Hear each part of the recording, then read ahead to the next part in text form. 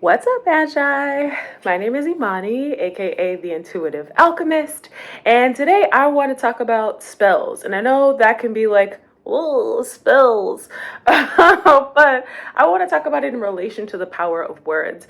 I spent a very long time as a poet. I will not tell you how many years because that will age me, and let's not do that. But as a poet and a writer, someone who spends most of their time either writing words, reading words, or teaching words, I find the bridge in between poetry and spells compelling and very related. So I wanted to talk about sort of the power of words and how you can use them to write your own spell work if you're working on your very own grimoire. So, the first thing I want to talk about is using your language intentionally. When thinking about writing something that could later have an impact on someone who reads it, or have later impact on your altar as you're saying it over your altar, or later have impact on a sweet dish jar that you're creating, you'll want to choose your words extremely carefully. This is like peak moment of choose them, go back and edit until it feels right. And part of feeling into the language that you're using is really about like seeing how your writing is resonating within you, whether that's you can smell your spells, or you can hear your spells, or you just know that you know that you know that it's supposed to be this way. I have a class on intuition, or a quick YouTube video on intuition. So if you're like, I don't know how it sits in my body, I don't even know where to begin, go watch my video on intuition and how to access it, and that will help with this sort of commentary and talk on spells and the intention of words.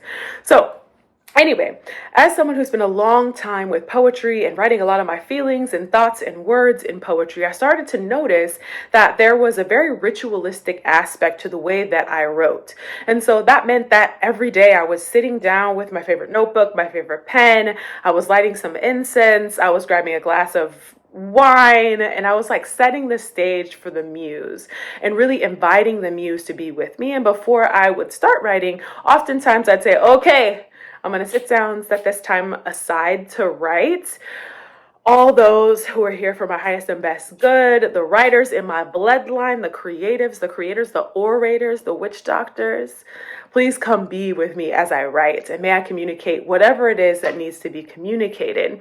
And that often would set an intention for my writing time. So as you're thinking about creating spells or creating prayers to go over your rituals or over your altar or to begin your meditation practice, oftentimes inviting them into this space is like one of the sweetest ways to get that intuition, to get that flow going.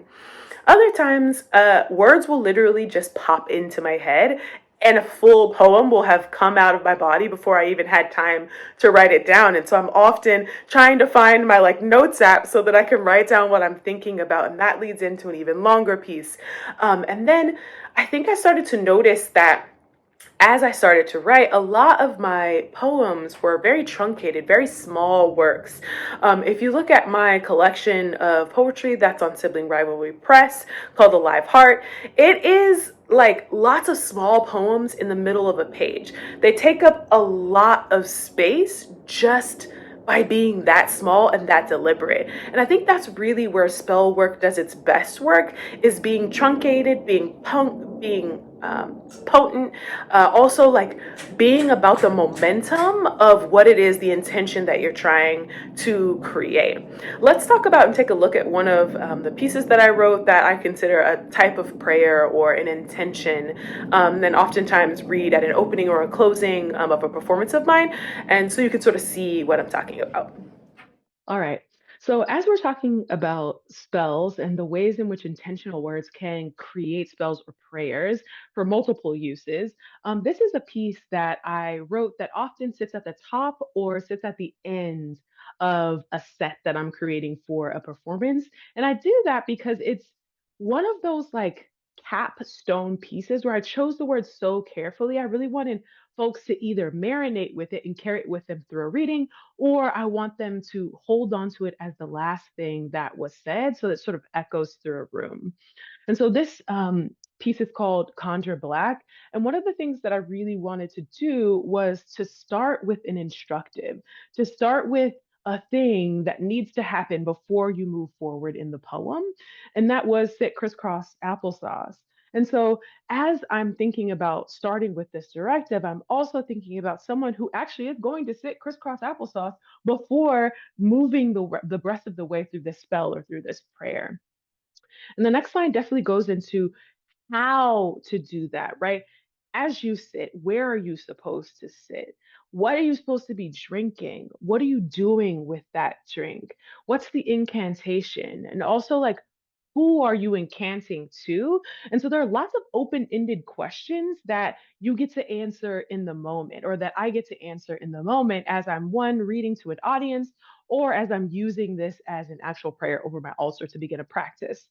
And so I think part of the flexibility, part of the dynamism of a spell is being able to leave these open ended moments where there's space for it to breathe, where there's space for an answer to show up without you already giving the reader an answer. So if you're down to explore and write some spells with me in class, check out the seasonal workshop. It happens every season. Listen, once a quarter, we sit down together, we write, we're inspired by some poets, by some authors, by some nonfiction, by one another. We spend 90 minutes together and we write. So if you're down to write with me, join one of my workshops and I will see you soon. Drop a comment, drop a like, subscribe. You can find me www.thedeckofnone.com. Also, feel free to comment. I'd love to hear from you. Talk to you soon, Magi.